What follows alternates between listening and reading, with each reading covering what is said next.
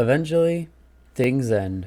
You graduate high school, you graduate college, you quit your sports that you've been doing, you switch jobs, you eventually quit working. People come and go, people literally die, but you have to determine on the thing, other than the people dying, you have to determine when it is the right time to quit. When I was recently watching Clanhead, one of the big points that stuck out to me was the couple, once they got together in season 2, they didn't want to leave their town on bad terms because then they wouldn't be able to return to it.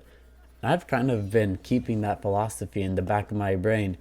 You don't want to end things on bad terms because then you'll have regret later on, and then you won't be able to return and visit that part of your life again. And I think that's very important to keep in mind when you quit. Let's say you've been doing a sport for half your life and you're sick of it. You could quit right then and there, but then you'll hate that sport for the rest of your life. You'll have an awkward relationship with the people and coaches on the team if you just up and quit. When you end sour, you remember it sour, and you're not going to want to revisit that sport. If you have a kid that wants to do that same sport, you're going to despise that. In my case, I swam from 6th to 12th grade, but honestly, I was ready to quit in 10th grade. But I knew that it wasn't right for me to quit right then. I hated going to practice basically every single day, giving up all of my free time that I had that I could have used to spend hanging out with my friends to go to practice. But there's still so much that I wanted to do and accomplish. I decided to end it off on a good note. I finished off the high school season of my senior year. I swam one more meet so I could finish off doing all the races that I wanted to do to end my career with. I said my goodbyes to the coaches and my teammates, and that was it. Now I can still talk to the people on the swim team. I'm still friends with them. I'm still friends with the coaches. I still talk to them, and I even show up to some of the practices and laugh at the people swimming because I'm so much happier not swimming. What did I do here?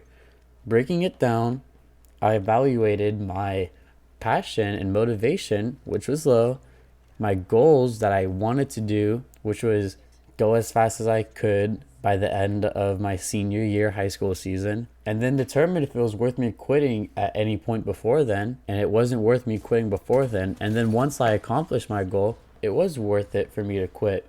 If I was going to go swim D1 in college, I would have kept on swimming, but my grades would have gotten me to D1 schools, and my swimming only got me to D3, very few D2 schools. So it was just the perfect time for me to quit. Now, another example. Let's say you have a terrible job. Your boss gives you 8 hours a week. You get paid less than you should. The environment is exclusively company focused, not employee focused. Your boss is a complete cheapskate. It's just a bunch of red flags. Literally any red flag you could want.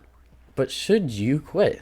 Yes, but you need to make sure that you end your job on good terms so that it doesn't hurt you as a person. It doesn't hurt your soul. First off, what are you going to do?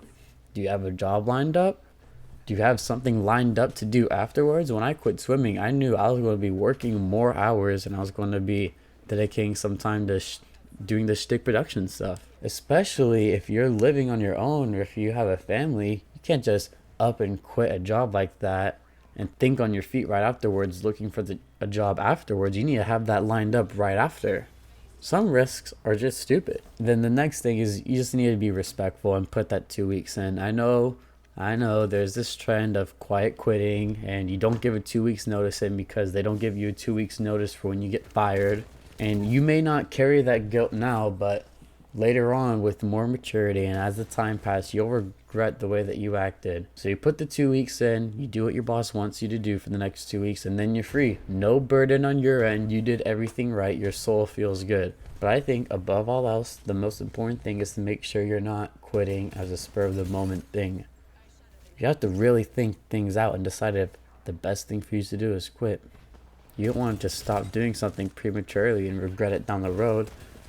Do things as long as you can and work out solutions to it first. And then if all the solutions aren't working, then quit.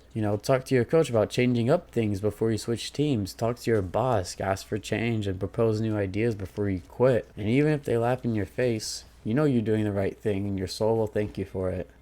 It takes that mental toughness to be a good person. This is day 4 of the winter break daily holiday special. Subscribe to make sure you don't miss out on the rest. If you have a question or topic, please write me an absolutely beautiful letter in the form below. And until next time.